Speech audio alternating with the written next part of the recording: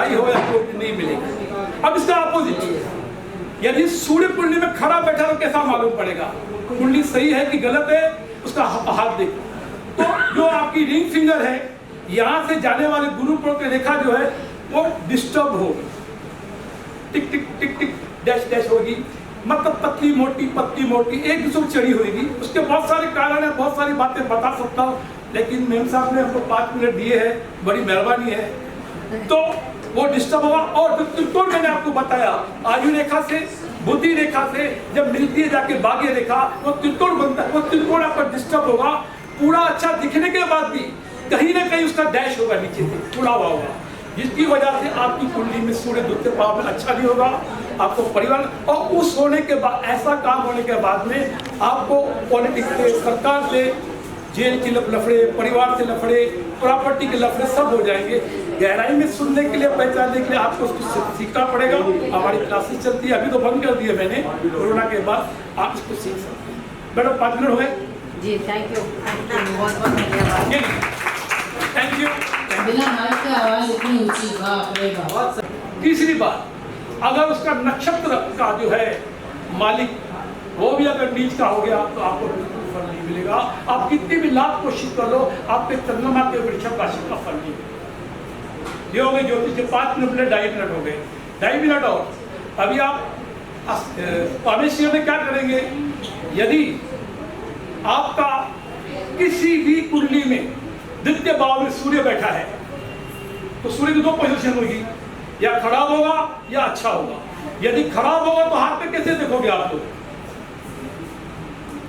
द्वितीय भाव, पहला भाव नहीं कह रहा, द्वितीय भाव में सूर्य बैठा है, स्वराशि का बैठा है, अच्छा बैठा है, तो उसका फल ये होगा। आप किसी का भी हाथ देख लो, अपना अपना भी यहाँ पर देख लो, यदि बैठा है तो दूसरी उंगली, इसे रिंग फिंगर करते हैं, इसके नीचे पर्वत रहता है, और ये उंगली इंडेक्स उंगली, इसके नीचे भी पर्वत है। अपना अपना देख लो। पहले अगर सूर्य पर्वत से आकर एक रेखा रिंग सोलोमन की तरह गुरु पर्वत पे जाती है तो आपकी कुंडली में गुरु अच्छी पोजीशन में बैठा है, आपको उसका फल मिलेगा। उसपे ये बात यहाँ खत्म नहीं है, ज्योतिष में और पामिस्ट्री में एंड नहीं है। हर बात के बाद एक काम आएगा, इसके बाद क्या होगा, इसके बाद हो सकता है वो सूर्य अच्छा होने के बाद भी उसके ऊपर रेखा आ जाए, जैसे बलून होता है ना, बलून को आप बीच से ऐसे 2 बाजू ऐसा हो जाएगा, तो एक तरफ बुध की तरफ जाएगा, एक तरफ शनि की तरफ जाएगा, यानी कोई न कोई गिरा आपकी कुंडली में सूर्य को देख रहा है या साथ बैठा है। युति जो सर ने बताया 6 चीजें बताई, तो उस तरह से आपकी कुंडली में आप चेक कर सकते हो कि ये कुंडली गलत है या सही है। और दूसरी बात, आपके हाथ पे जीवन रेखा होती है, शायद आप लोगों को पता हो, नहीं पता है, ये यहां से गुरु पर्वत और शुक्र पर्वत के बीच में यहाँ से जीवन रेखा नीचे तक जाती है, ये सही हो। और जीवन रेखा के बाद भी बुद्धि रेखा आती है, यहाँ से यहाँ तक। ये तो मैं बोर्ड होता है दिखाता हूँ। और यहाँ से ट्रायंगल बन जाए तो आपकी कुंडली में 100% सूर्य को कोई गिरह नहीं काट रहा है। आपको सूर्य से संबंधित बाहर का मान सम्मान जो हो सकता है, घर में आपकी इज्जत न हो, क्योंकि दूसरे घर में सूर्य बैठा है तो परिवार से तो मत होगा, लेकिन दुनिया से आपको मान सम्मान बहुत मिलेगा, बहुत मिलेगा। परिवार से कभी सुखी नहीं रहोगे। सूर्य जहाँ बैठता है वहाँ जलाता है, उस भाव की तरफ चार नाश करता है। बाहर आपकी इज्जत होगी, लोग आपको हार पहनेंगे, घर में आपकी इज्जत नहीं होगी, चाहे गुरु हो। लोग एस्ट्रोलॉजर है क्या? कितने लोग ज्योतिषी से हाथ ऊपर करें? सब ज्योतिषी है, सभी ज्योतिषी है। और कितने लोग पामिस्ट्री जानते हैं? बहुत कम लोग।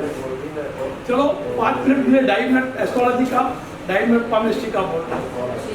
एस्ट्रोलॉजी मुझे एक बात बताओ, जितने लोग ज्योतिषी करते हैं कुंडली देखने के बाद में यदि कुंडली गलत हुई तो कैसे करोगे? सर मैं बताऊं? Please listen here. हेलो, जितने लोग एस्ट्रोलॉजी जानते हैं प्लीज लेट मी नो। अगर कुंडली गलत है या किसी भी व्यक्ति का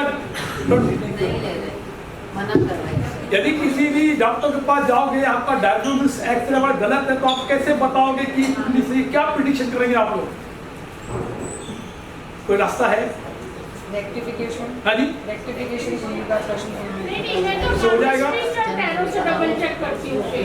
एस्ट्रोलॉजी करने वाले आपके हाथ में कुंडली है किसी यजमान की, अगर वो कुंडली 1 मिनट 10 मिनट 1 मिनट लाखों बच्चे पैदा हो जाते हैं, करोड़ों। मुझे बता दी कुंडली गलती है, गलत तो आप कुंडली किसकी देख रहे हो? किसका भविष्य बताओगे? केपी में सबसे ब्लड चेंज हो जाता है। मैंने बोला एस्ट्रोलॉजी की बात, आपको यहाँ बताइए ना, मैं बताता हूँ ना। वो पास्ट कर्मा से डिपेंड करता है, इन्हीं टाइम में बच्चों का भविष्य सेम नहीं होता है। चलो ठीक है, जिससे आप सेटिस्फाई है, भले पैसे गर्म पानी में हाथ डाल के आयो कि ठंडे पानी में डाल के आयो, ठीक है। पास्ट के कर्मा के ऊपर। इसका एक दूसरा ऑप्शन ये है कि अगर हस्तविद्या का ज्ञान हो तो आप कुंडली रखिए और आप अपना हाथ देखिए कि मैच करती है कि नहीं करती है। क्योंकि मेरा केमिस्ट्री का भी काम है और मेरा एस्ट्रोलॉजी का काम भी है। तो पहले मैं ज्योतिष की एक बात बता रहा हूँ, आप सब ज्योतिषियों को डिस्पोजिटर ग्रह की पता है क्या? राशि का मालिक डिस्पोजिटर ग्रह पता है? अभी मेरी सर से थोड़ी देर पहले बात हुई थी तो उन्होंने मेरी बात पे ध्यान नहीं दिया, मैं उनका स्टूडेंट हूँ और उनकी क्लासेस चलाता था मैं पहले पाले में। मुझे ये बताओ डिस्पोजिटर होता क्या? पहले मैं ये बताओ, कुंडली के अंदर समझो, कुंडली के अंदर समझो भाग्य के अंदर अच्छा गिरा बैठा हुआ है तो क्या फल अच्छा देगा? यदि आपकी गाड़ी 50 लाख की, करोड़ रुपए की गाड़ी, रोड खराब है तो क्या करोगे? तो आप लोग काम नहीं होगा। तो डिस्पोजिटर गिरह हो तो उसे राशिश कहते हैं, यानी राशि का माल। जिस भाव में जो गिरह बैठा है, भले अच्छा बैठा हो, लेकिन उस घर का मालिक गलत जगह पे बैठा है, नीच का बैठा है, अस्त बैठा है, कम डिग्री का बैठा है या वृद्ध अवस्था में बैठा हुआ है, तो आपको अपने उस गिरह का फल बिल्कुल नहीं मिलेगा, कितनी भी कोशिश कर लो। हमारे सर से यही बात थी कि यदि वृषभ राशि में चंद्रमा उच्च का है तो 3 डिग्री का हो गया, कृत्तिका नक्षत्र में तो एक स्टेप और भी है, कृत्तिका यानी नक्षत्र का मालिक अगर बुरा हो जाए तो आप उसका फल, बीच का फल नहीं मिलेगा।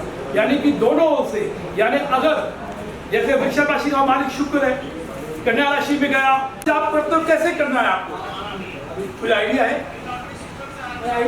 आपको बताया इसी मंत्र को करने के 4 तरीके हैं। सर हमारी लाल मैं रास्ता बताता हूँ कि मंत्र कैसे पढ़ना है। कोई भी मंत्र, कोई भी उपाय, एक होता है बैखरी, दूसरा मध्यमा, हेलो, तीसरा पशंती और चौथा पड़ा। बैखरी का अर्थ है जिस मंत्र को पढ़ते हम बिखरे हुए हैं उसको सीखने का प्रयत्न कर रहे हैं। हम बोलते हैं, बाहर वाला सुनता है, चल रहा है। ओम नमः शिवाय, जोर से। ठीक है। मध्यमा हो गया, अब हमारी प्रैक्टिस होगी, मंत्र को जान गए, हम बोलते कंठ से, बाजू वाला नहीं सुनता है, मैं बोल रहा हूँ, ये दोनों तरीके ठीक है। तीसरा आएगा पश्चिम, आप बोलते हो, बोल नहीं रहे, अपना मन बाहर आके देख रहा है, पश्चिम का देख रहा है, आप जो मंत्र अंदर से निकल रहा है आपको दिखाई दे रहा है, बोल नहीं रहे हो। और चौथा होता है पड़ा यानी जब देखता है मेरा मंत्र शिला परमात्मा से लेकर उस गिरह के साथ, उस उपाय के साथ, जिस दिन ये चौथा मंत्र लग गया, समझो उसका कोई भी उपाय हो, चाहे वो एस्ट्रोलॉजी हो, हस्त विद्या हो, कोई भी अंक विद्या हो, चाहे इनका लाल किताब हो, वो मंत्र आपको पूरी तरह फल देगा। वरना मंत्र पढ़ने का अर्थ है चौथा पड़ा, यानी हम इन तीनों अवस्था से पार पहुंच चुके हैं। मैं और मेरा परमात्मा, मैं और मेरा जो देवता है उसके समर्पित मेरा यह मंत्र है। जिस दिन वो पूरा हो गया, आपको दिखता भी नहीं, अपने आप तार लगती है, उस समय मंत्र चालू होता है, ओम नमः शिवाय जो भी है, आपको उसका लाभ मिलेगा। वरना जितने भी मंत्र कर लो, किसी भी किताब का हो, आपको कोई फल नहीं मिलेगा। बाकी का मैडम बताएगी। सर आप